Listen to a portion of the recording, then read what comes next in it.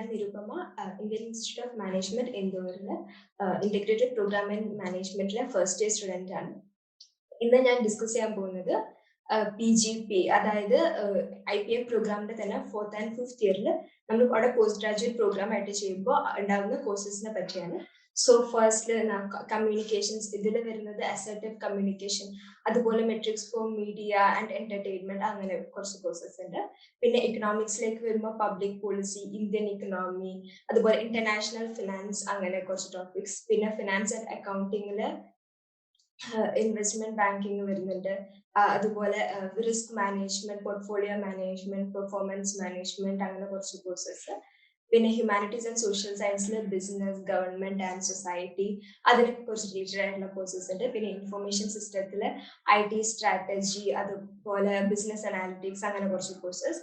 പിന്നെ മാർക്കറ്റിംഗിൽ വരുന്നത് ബ്രാൻഡിങ്, അതുപോലെ പ്രൈസിങ്, പിന്നെ ഡിജിറ്റൽ മാർക്കറ്റിംഗ്, സോഷ്യൽ മാർക്കറ്റിംഗ്, അങ്ങനെ കുറച്ച് കോഴ്സസ്.